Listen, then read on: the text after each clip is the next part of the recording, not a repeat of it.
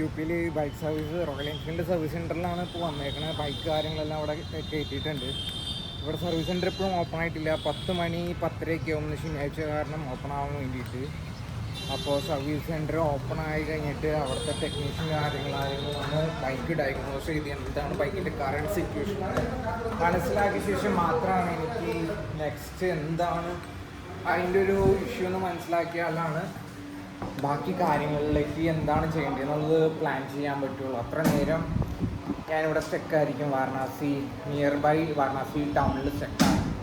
എന്താണ് current situation എന്ന് പറഞ്ഞാൽ മാത്രമാണ് അടുത്തൊരു സ്റ്റെപ്പ്, അതായത് എന്തൊക്കെ ചെയ്തിട്ട് അത് സോർട്ട് ചെയ്യാൻ പറ്റും എന്നുള്ളത് കണ്ടുപിടിക്കാൻ പറ്റുള്ളൂ.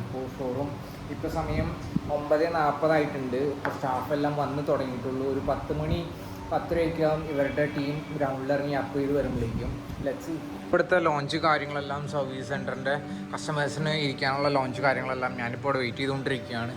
അവിടെ ടെക്നീഷ്യൻസ് എല്ലാം വന്നു തുടങ്ങിയിട്ടുണ്ട്. ആൾക്കാരെല്ലാം സെറ്റാക്കിക്കൊണ്ട് ഇത് റോയൽ എൻഫീൽഡിൽ വെച്ചേക്കണ ഒരു റൂള് കാര്യങ്ങളാണ്. 24 മണിക്കൂറിനുള്ളിൽ വണ്ടി എടുത്തിട്ടില്ല എന്നുണ്ടെങ്കിൽ സർവീസ് കഴിഞ്ഞ ശേഷം നമ്മുടെ വണ്ടിക്ക് 100 വെച്ച് അവർ ഫൈൻ പാർക്കിംഗ് ഫീ കാര്യങ്ങളെല്ലാം ചാർജ് ചെയ്യുന്ന ഒരു കാര്യങ്ങളാണ് ഇവിടെ കൊടുത്തേക്കുന്നത്. ഇതിൽ കൊടുത്തിട്ടുണ്ട് ഇൻ്റർസെപ്റ്ററിൻ്റെ സർവീസ് ഷെഡ്യൂൾഡ് കാര്യങ്ങളെല്ലാം. ഇത് ഇൻ്റർസെപ്റ്റർ കോണ്ടിനെൻ്റൽ GT കാര്യങ്ങൾ. ഇത് ക്ലാസിക് 350 ബുള്ളറ്റ് ഹിമാലയൻ മെറ്റീരിയൽ അങ്ങനത്തെ സെഗ്മെൻറ്റ് കാര്യങ്ങളെല്ലാം ആണ്.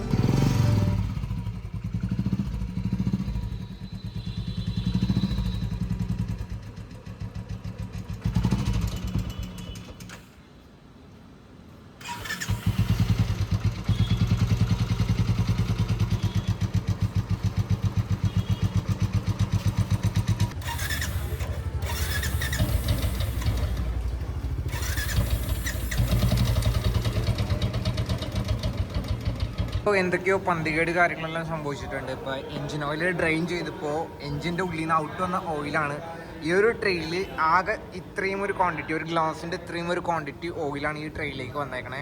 അതെന്താണെന്ന് സംഭവം എനിക്ക് കറക്റ്റ് അറിയില്ല. കാരണം ലാസ്റ്റ് സർവീസ് ചെയ്ത സ്ഥലത്ത് നിന്ന് നമ്മുടെ ഓയിൽ ഫുൾ റിമൂവ് ചെയ്തിട്ട് തിരിച്ച് ഓയിൽ ഒഴിച്ചപ്പോൾ അതിലെന്തെങ്കിലും ഒരു പന്തികേട് വന്നേക്കണ കാരണമായിരിക്കാം.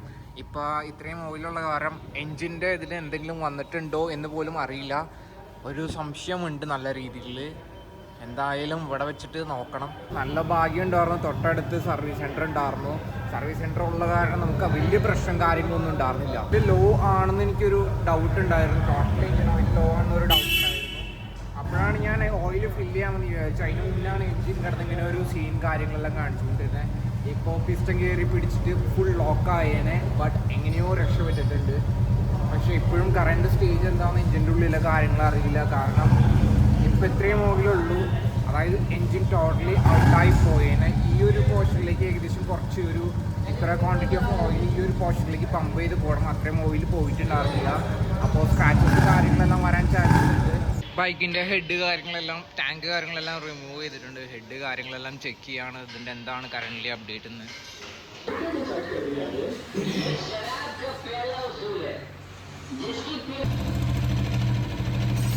Tire. No idea this tire price and this nut price and this watch price.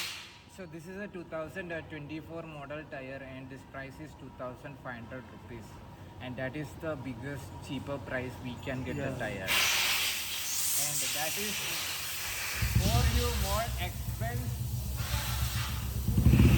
No point of using the bike actually.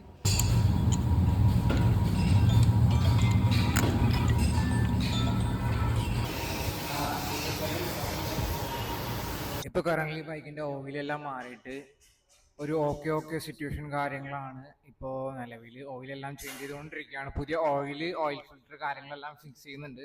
And engine പണി ഉറപ്പായിട്ടും കിട്ടും. അൺപ്രഡിക്റ്റബിൾ ആണ് ടോട്ടലി. എപ്പോൾ എൻജിൻ പണി വരും എന്നൊന്നും പറയാൻ പറ്റില്ല. എൻജിൻ എത്രയും പെട്ടെന്ന് റെഡിയാക്കാൻ പറ്റുമോ അത്രയും പെട്ടെന്ന് റെഡിയാക്കണം. ഈ കാര്യങ്ങളെല്ലാം ഇപ്പോഴും സർവീസ് ചെയ്തുകൊണ്ടിരിക്കുകയാണ്. സർവീസ് സെൻറ്ററിലാണ്, അതായത് അവർ ഫുഡ് കഴിക്കാനുള്ള ബ്രേക്കിലാണ്. അപ്പോൾ ഇപ്പോൾ കറൻ്റ് ഇവിടെ അടുത്ത് ഫുഡ് കഴിക്കാൻ ഷോപ്പ് കാര്യങ്ങളൊന്നുമില്ല. അപ്പോൾ അതുകൊണ്ട് എത്ര ദൂരം പോയാൽ അടുത്തൊരു ഷോപ്പ് കിട്ടുമെന്നും അറിയില്ല. ഇവിടുത്തെ ആ ഏരിയ കാര്യങ്ങളൊന്നും ഒരു പിടുത്തമില്ല. അപ്പോൾ അതുകൊണ്ട് കരിക്ക് കാര്യങ്ങളെല്ലാം കുടിക്കുകയാണ്. വേറെ വഴുപ്പില്ല സജി എന്ന് പറയുന്ന ഒരു അവസ്ഥയാണ് ഇപ്പോൾ കറൻ്റ്. ഇനി ബൈക്ക് റെഡി ആയിട്ട് വേണം ഇവിടെ നിന്ന് സിറ്റിയിൽ നിന്ന് പുറത്ത് കിടക്കണം. അത് വലിയൊരു ടാസ്ക്കാണ്. ഈ ഒരു 2 മണിക്ക് ഇപ്പോൾ 2:30 ആയിട്ടുണ്ട്.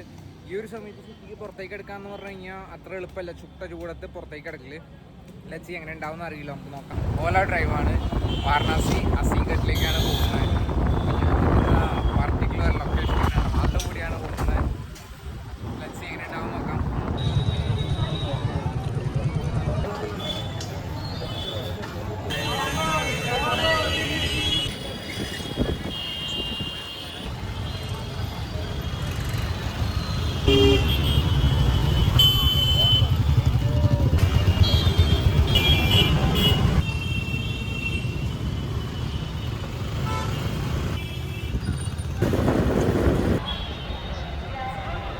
നമ്മളൊരു കാര്യത്തിന് ഇറങ്ങുമ്പോൾ എന്ന് പറഞ്ഞു കഴിഞ്ഞാൽ ഒത്തിരി കഷ്ടപ്പാട് കാര്യങ്ങളൊക്കെ ഉണ്ടാവും. എൻ്റെ വണ്ടിക്ക് ബ്രേക്ക് ഡൗൺ കിട്ടിയിട്ട് ഞാനിപ്പോൾ റോയൽ എൻഫീൽഡിൻ്റെ സർവീസ് സെൻ്റർ ചെയ്ത് എൻ്റെ വണ്ടി ടോ ചെയ്തിട്ട് 8 കിലോമീറ്റർ കൊണ്ടുപോകണം.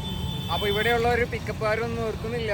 അതിനിപ്പോൾ ഒരു പിക്കപ്പുകാരനെ എങ്ങനെയൊക്കെ കയ്യും കാലും പിടിച്ചിട്ട് ആളെ നിർത്തിച്ചിട്ടുണ്ട്. ആളുടെ വേറൊരു വണ്ടി വരുന്നുണ്ട്, അതിന് വേണ്ടി വെയിറ്റ് ചെയ്യണം. വരുമോ ഇല്ലയെന്ന് പോലും ദൈവത്തിനറിയാം. UP ആണ്, എന്താണെന്നറിയില്ല. ഇതിലൊരു ടെസ്റ്റിംഗ് ആയിട്ടുള്ള വലിയൊരു കാര്യമുണ്ട്. അതെന്താണെന്ന് വെച്ച് കഴിഞ്ഞാൽ ഞാൻ ഇതെല്ലാം തീർത്ത് കഴിഞ്ഞിട്ട് എനിക്ക് പറയാൻ പറ്റുള്ളൂ. ഇപ്പോൾ ഒന്നും എനിക്ക് പറയാൻ പറ്റില്ല. അത് നിങ്ങളും അറിഞ്ഞിരിക്കേണ്ട ഒരു കാര്യമാണ് സത്യം. അപ്പോൾ ഇപ്പോൾ എന്താണെന്ന് ചോദിച്ചു കഴിഞ്ഞിട്ടുണ്ടെങ്കിൽ ഞാനൊരു AC കാര്യങ്ങളൊക്കെ നിർത്തി. ആ ആളുടെ AC-ൽ ഇപ്പോൾ യൂട്യൂബിന് എടുക്കണം. ഓപ്പോസിറ്റ് സൈഡിലാണ് ഞാൻ എന്തായിരുന്നു യൂട്യൂബിന് എടുത്തിട്ട് പോവാണ്. എന്താണെന്ന് എനിക്കറിയില്ല. ആൾ വേറെ ആളുടെ ഫ്രണ്ടൊക്കെ വരുമെന്ന് പറഞ്ഞിട്ടുണ്ടായിരുന്നു. ഇപ്പം ആരെയും നിലവിൽ കാണാനില്ല. അപ്പം അതുകൊണ്ട് ആള് എന്നെ കയറ്റിയിട്ട് ഷോറൂമിൻ്റെ ഫ്രണ്ടിലേക്ക് പോവാണ്, സർവീസ് സെൻ്ററിൻ്റെ ഫ്രണ്ടിലേക്ക് പോവാണ്. എന്താണെന്ന് എനിക്കറിയില്ല. ആളാണോ ഇനി ആളുടെ വേറെ ആരെങ്കിലും ആണോ വരുന്നത്, എത്ര രൂപ ആവും എന്നൊന്നും എനിക്ക് കറക്റ്റ് അറിയില്ല. എങ്ങനെയായാലും വണ്ടി ലോഡ് ചെയ്ത് അവിടെ കൊണ്ടുപോയി ഇറക്കണം. പിന്നെ പോവാൻ നമ്മൾ ഇറക്കാൻ പോകുന്ന സ്ഥലത്തുണ്ട്. എങ്ങനെ എന്ത് ചെയ്തിട്ടായാലും അത് മാത്രമാണ് പറയുന്നത് ഒരു കാര്യം. അതായത് ആളുടെ ഫ്രണ്ടിൻ്റെ വണ്ടി വന്നിട്ടുണ്ട്. ആ ഫ്രണ്ടിൻ്റെ അടുത്ത് പോയി ചോദിക്കണം എത്ര രൂപയാവും ഏകദേശം എന്ന് കാര്യങ്ങളൊക്കെ. Hello, hi.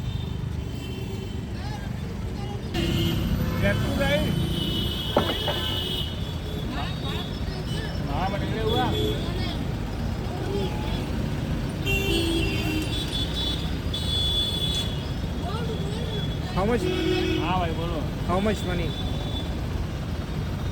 कौन सी गाड़ी है? Bullet 350. पेपर ऊपर है ना? Yeah, every paper is there.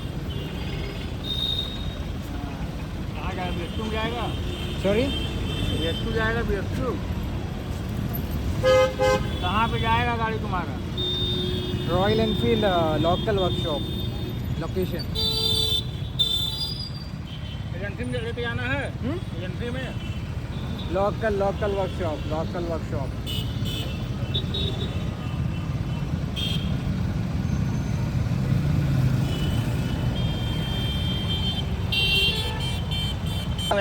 अगले की हिंदी होते ना, अगला इंग्लिश में बात कर, इंग्लिश होते ना हो. എൻ്റെ ഫോണിൻ്റെ ഡിസ്പ്ലേ കാര്യങ്ങളൊന്നും വർക്ക് ചെയ്യുന്നില്ല. ഡിസ്പ്ലേ ലൈറ്റ് ബ്രൈറ്റ്നസ് കുറവാണ്. ഇതാണ് പോകേണ്ട അഡ്രസ്സ് കാര്യങ്ങൾ എല്ലാം. ഇത് റെയിൽവേസിലാണ്. അപ്പോൾ 1000 രൂപയാണ് ആളിൻ്റെ അടുത്ത് പറഞ്ഞത്. 1000 രൂപ എൻ്റെ അടുത്ത് പറഞ്ഞു. ഞാൻ 100 രൂപ ഡിസ്കൗണ്ട് ചോദിച്ചു. 100 രൂപ ഓക്കെ പറഞ്ഞു. അപ്പോൾ 90 രൂപ, അതായത് 900 രൂപ കൊടുത്തിട്ട് നമ്മൾ വണ്ടി റോയൽ എൻഫീൽഡിൻ്റെ സർവീസ് സെൻ്ററിൽ നിന്ന് ടോ ചെയ്തിട്ട് 7.5 കിലോമീറ്റർ, ഏകദേശം ഒരു 8 കിലോമീറ്റർ 9 കിലോമീറ്ററിൻ്റെ അടുത്ത് വരും. അവിടേക്ക് എത്രയാണെന്നുണ്ടെങ്കിൽ 1 വേ കാര്യങ്ങളെല്ലാം കട്ട് ചെയ്തിട്ട്. അപ്പോൾ ഒരു 1000 രൂപ പറഞ്ഞത് 900 രൂപയിലാക്കി കുറച്ച് 100 രൂപയ്ക്ക് ഡിസ്കൗണ്ട് ആക്കിയിട്ട് ഇപ്പോൾ റോയൽ എൻഫീൽഡിൻ്റെ സർവീസ് സെൻ്ററിലേക്ക് വണ്ടി എടുക്കാൻ പോവാണ്. അവിടെ പോയിട്ട് അവിടെ നിന്ന് ഈ വണ്ടിയിൽ ഈ പിക്കപ്പ് പേസിൽ ബാക്കിൽ ലോഡ് ചെയ്തിട്ട് വേണം അങ്ങോട്ട് പോകാനായിട്ട്. ഈ ട്രാഫിക്കെല്ലാം കട്ട് ചെയ്ത് പോകുമ്പോൾ ഏകദേശം ഒരു 1.5-2 മണിക്കൂർ എടുക്കും. അറിയില്ല എന്താവുന്നു. ഈ ഫുൾ ലോഡ് ചെയ്തിട്ട് പിക്കപ്പിൻ്റെ ഉള്ളിലേക്ക് ആയിട്ടാണ്. ഇത് വണ്ടി ഇപ്പോൾ ഇതിൻ്റെ ഉള്ളിലിരിക്കുന്ന കണ്ടീഷനാണ് ഈ കാണുന്നത്. ഇനി ഇത് കയറിട്ട് എല്ലാം കെട്ടണം, അല്ലെങ്കിൽ ഈ വണ്ടി അങ്ങോട്ടും ഇങ്ങോട്ടും മറിഞ്ഞ് വീഴാനുള്ള സാധ്യതയുണ്ട്. ഇപ്പോൾ വണ്ടിയുടെ ഡ്രൈവർ കയറിയിട്ട് നേരെ കയറിട്ട് കെട്ടാണ്. 2 സൈഡും ടൈറ്റ് ചെയ്ത് വെക്കുകയാണ്. അല്ലാന്നുണ്ടെങ്കിൽ വണ്ടിയുടെ പണി പാളും. അതായത് നിങ്ങൾക്ക് UP അല്ലെങ്കിൽ വേറെ ഏതെങ്കിലും ഒരു സ്റ്റേറ്റിൽ നോർത്ത് ഇന്ത്യയിലൊക്കെ എവിടെയെങ്കിലും വെച്ചിട്ട് നിങ്ങൾക്ക് ഒരു ബ്രേക്ക് ഡൗൺ കിട്ടാൻ, നിങ്ങൾ ടോ ചെയ്യണമെന്നുണ്ടെങ്കിൽ, അതായത് RSA ടീം അല്ലാണ്ട് ലോക്കൽ ടോ ചെയ്യണമെന്നുണ്ടെങ്കിൽ ഒരേ ഒരു ഓപ്ഷൻ ഉള്ളൂ, നിങ്ങളുടെ വണ്ടിയുടെ പേപ്പർ കാര്യങ്ങളെല്ലാം ക്ലിയർ ആയിരിക്കണം. കാരണം ഇവിടെ കുറേ മോഷണം കാര്യങ്ങളെല്ലാം നടക്കണം. കാരണം ഇവർ വണ്ടി എടുക്കണമെന്നുണ്ടെങ്കിൽ ഒന്നെങ്കിൽ നിങ്ങൾക്ക് ഭാഷ അറിയണം, അവരെ പറഞ്ഞ് മനസ്സിലാക്കാൻ പറ്റണം, അല്ലെങ്കിൽ ആരെങ്കിലും സപ്പോർട്ട് ചെയ്യണം കൂടെ നിന്നിട്ട്. അല്ലെങ്കിൽ വണ്ടി എടുത്തിട്ട് പോണത് ടോയൊക്കെ ചെയ്ത് പോകുന്നത് ഒത്തിരി പാടാണ്. ഇപ്പോൾ ഞാൻ റോയൽ എൻഫീൽഡ് സർവീസ് സെൻ്ററിലായിരുന്നു വണ്ടി ഇരുന്നിരുന്നത്. എൻ്റെ വണ്ടിയിൽ ഫുൾ ലോഡ് ലഗേജ് ഒന്നും ഉണ്ടായിരുന്നില്ല, വണ്ടി empty ആയിരുന്നു. അതുകൊണ്ട് ഞാൻ ട്രാവലിംഗ് ആണെന്നും ആരും വിശ്വസിക്കില്ല. ഇപ്പോൾ ഇവിടെ ഉണ്ടായിരുന്ന ഇവരൊക്കെ കയറി സംസാരിച്ച കാരണമാണ് എൻ്റെ ബൈക്ക് ഇപ്പോൾ ഈ ഒരു പിക്കപ്പിൽ ടോ ചെയ്തിട്ട് നേരെ 7-8 കിലോമീറ്റർ വണ്ടി എടുത്തിട്ട് പോകാൻ പറ്റുക, അല്ലെങ്കിൽ ഒരിക്കലും പോസിബിൾ അല്ല എടുത്തിട്ട് പോക്കുന്ന കാര്യങ്ങളൊക്കെ.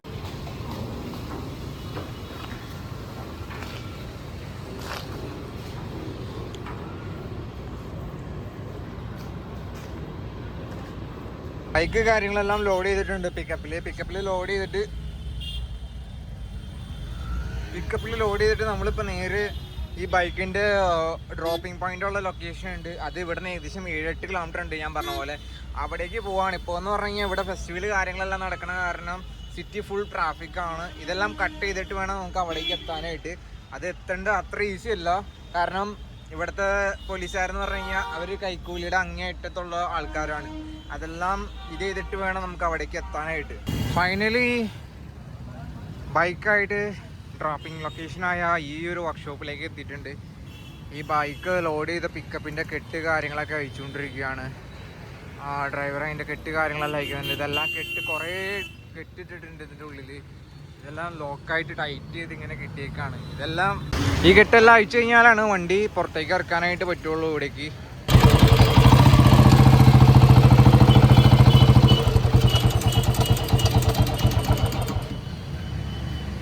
मॉर्निंग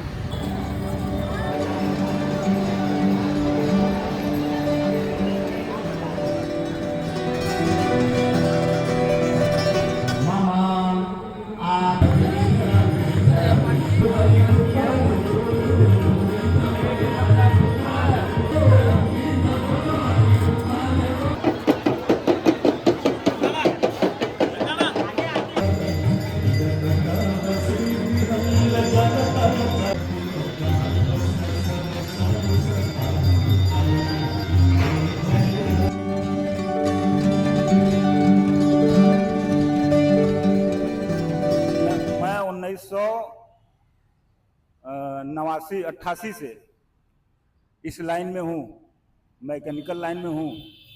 तब से लेके आज तक मैं यहाँ काम कर रहा हूँ. ओके.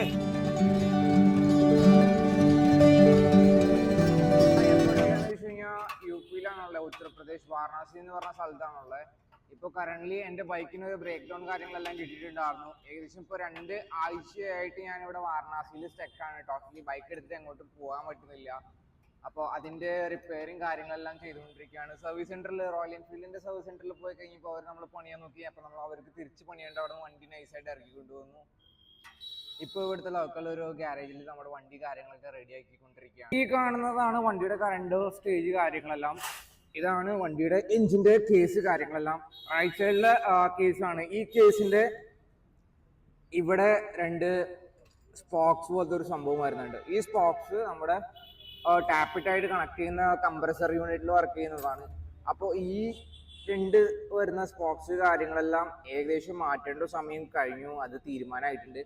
അപ്പോൾ അത് മാറ്റിക്കഴിഞ്ഞാൽ തീരാവുന്ന പ്രശ്നമുള്ളൂ. നമ്മുടെ കാർബറേറ്റർ കാര്യങ്ങളെല്ലാം മാറണം. കാർബറേറ്റർ ലാസ്റ്റ് മാറിയത് 2017 or 18 ന്യൂ ഇയറിലാണ് മാറിയത്. അത് കഴിഞ്ഞിട്ട് കാർബറേറ്റർ ഒന്നും മാറിയിട്ടില്ല.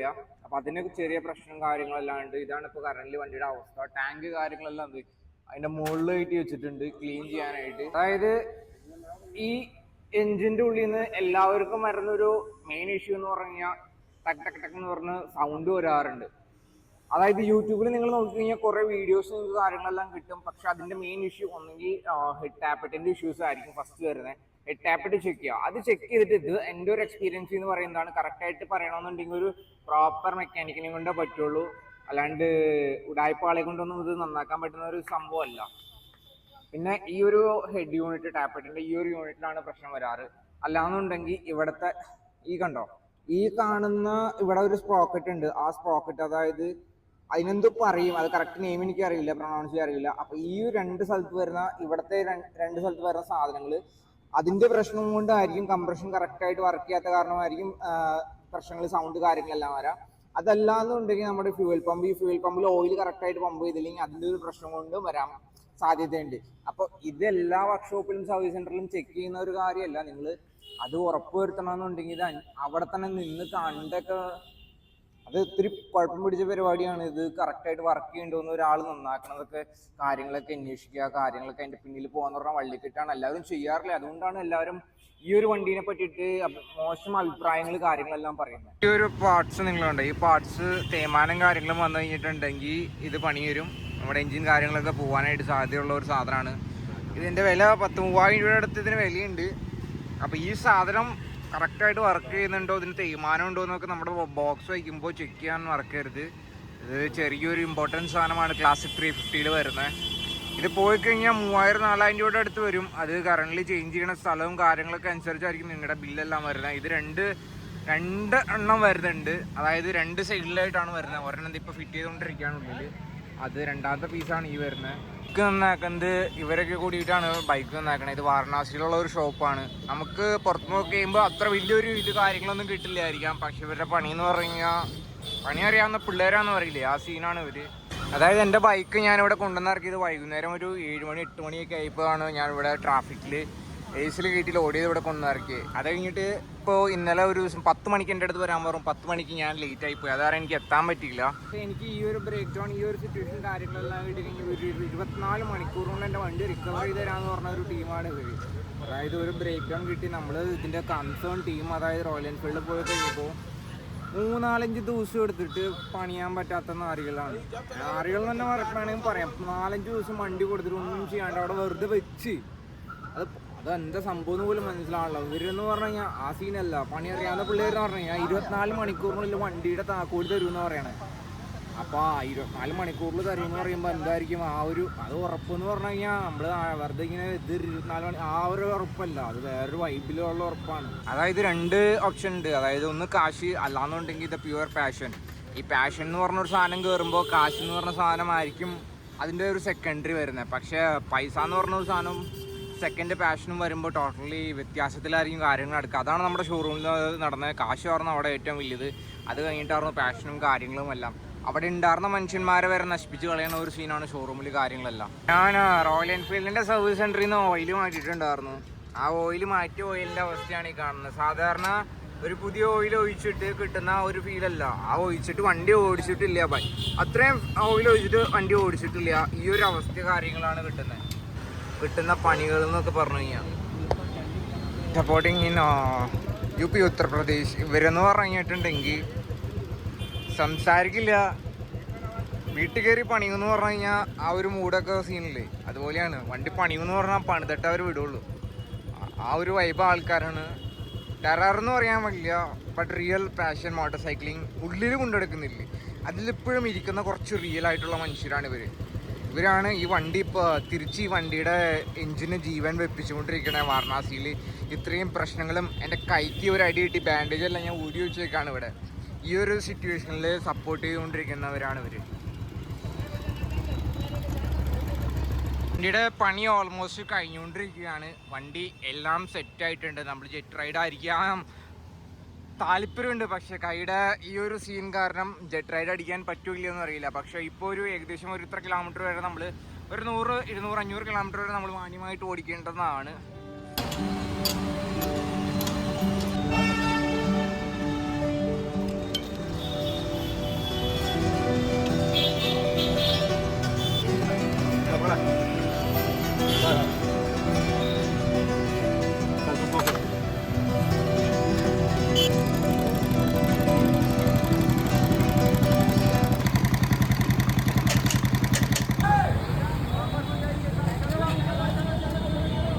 നാട്ടിൽ നിന്ന് വാരണാസിയിലെ ഫ്ലഡ് കാര്യങ്ങളെല്ലാം എക്സ്പീരിയൻസ് ചെയ്യണമെന്നുണ്ടെങ്കിൽ അടുത്ത ട്രെയിൻ പിടിച്ചോ നേരെ വാരണാസിക്ക് വരുമോ, ഇവിടുത്തെ ഗംഗയിലെ ഫ്ലഡ് കാര്യങ്ങളെല്ലാം എക്സ്പീരിയൻസ് ചെയ്യുക. ഗംഗ കാണാൻ പറ്റില്ല, പക്ഷെ ഫ്ലഡ് എക്സ്പീരിയൻസ് ചെയ്തിട്ട് പോവാം.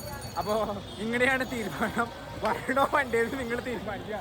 ഇതാണ് ഇവിടുത്തെ ഗംഗയുടെ അവസ്ഥ. ഇതാണ് അവിടെ നിന്ന് തുടങ്ങി ഇവിടെ വരെയാണ് ഗംഗ വന്നേക്കണത്. ഇനി എങ്ങോട്ട് പോകുന്നത് എനിക്കറിയില്ല.